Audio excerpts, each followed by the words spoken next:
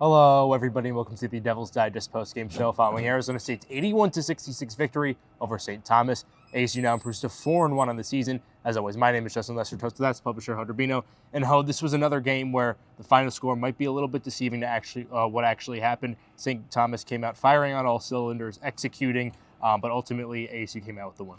Yeah, I don't think anybody expected St. Thomas to lead almost 10 minutes tonight. It is a team that, in all fairness, did win 20 games last year. And by the way, if you're keeping score, the last four opponents that ASU has played, Santa Clara, Gonzaga, GCU, and tonight St. Thomas, all won at least 20 games last season. So that's a testament to the always challenging non-conference schedule that Bobby Hurley does schedule for the Sun Devils. So maybe it's a team that doesn't have notoriety even among the mid-majors, but nonetheless a team that really caused Arizona State to scratch and claw for every point, to scratch and claw for every defensive possession.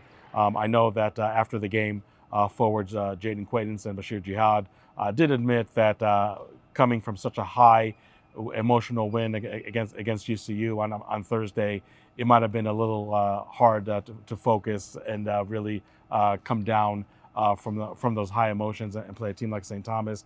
And maybe it did manifest itself in the first half.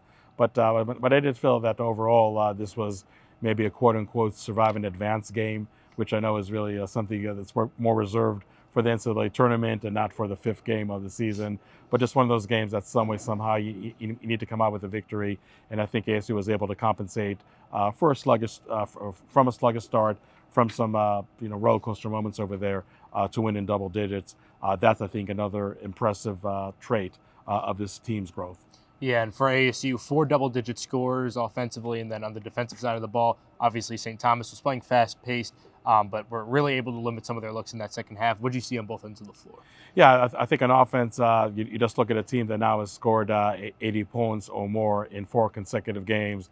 And if anybody remembers what this ASU team looked like on that end of the court last year, then you know that you're seeing a night and day performance right now.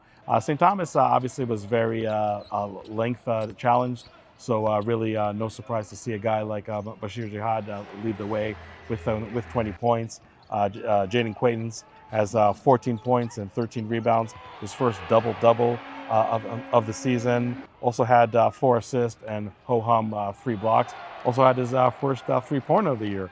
I think a lot of us remember waiting for that weapon in his arsenal to show up, and it did show up tonight. I think another thing that really strikes me is just the bench production they're getting. And maybe it's kind of cheat code to put a guy like Jason Sen on the bench, but here he is again, coming off with a great performance, 18 points, 3 and 5 from 3-point range, 6 of 11, and also did have 9 rebounds. And I think that's something that Bobby Hurley talked after the game, that he just likes the fact that here he is, a very talented freshman that's known as an assassin shooter on offense, and he's proven it quite a bit just in the last couple of games. But now for him to really put the effort in the rebound department, I think that shows a growth of such a young player. And Amir Ali is really almost like Mr. Dependable off the bench. So I'm really impressed with what I'm seeing from him. And even a guy like Adam Miller didn't have a great shooting night, but still had 4 steals. So I think that you are seeing some aspects really coming together. St. Thomas did not shoot a great percentage from 3-point range, just under 30%, but they did make 11 3-pointers. So again, I think the closeout defense maybe somewhat of an issue for ASU in recent games. I know maybe the glass half full is that it took them 37 attempts to make 11 3-pointers. I don't know if that's something that a coach is really going to be happy in a film session for any team. But that's something that you do want to improve on. I think that St. Thomas had way too many second chance points, 16 on the night. So offensive rebounding also, kind of ring an ugly head for the Sun Devils. But I think on the other side, we also saw the press defense. I think it's really been a staple of the Bobby Hurley defenses in recent years when they did employ that. At certain points, ASU, I think, was able to cause quite a bit of problems for a team that, again, is really guard rich and not really long or really posing an issue in the paint. Then again, for a team like St. Thomas to have 30 points in the paint just shows you that that's the byproduct of second chance points. That's a byproduct of having those Princeton backdoor cuts. So I'm not saying that every team that ASU is going to face is really going to employ the same methods, but I think it was one of those games where you won by double digits, but I think on the defensive side, you still have some good film that you can really correct for the future.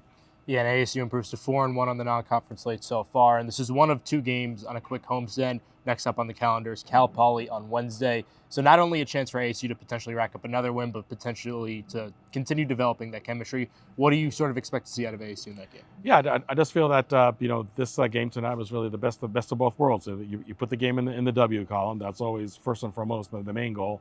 But just having a lot of good teaching moments out of this. So I really just curious to see how the chemistry of this team keeps on progressing more and more.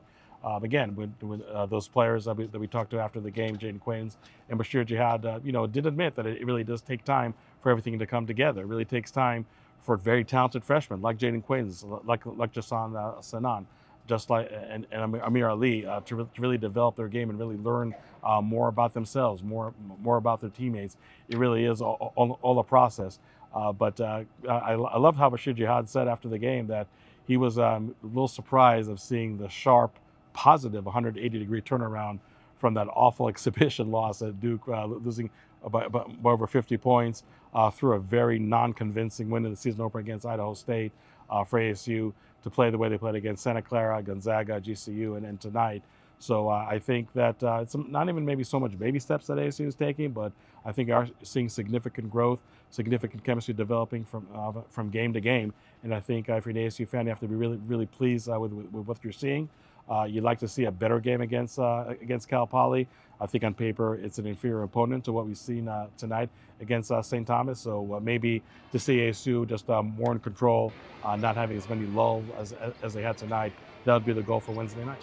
Well, thank you, Hode, for all your insight. This has been the Devil's Digest post-game show. To stay tuned on all the coverage, go to DevilsDigest.com. Follow Devil's Digest on Twitter at Devil's Digest. We'll talk to you guys soon. Thanks for watching.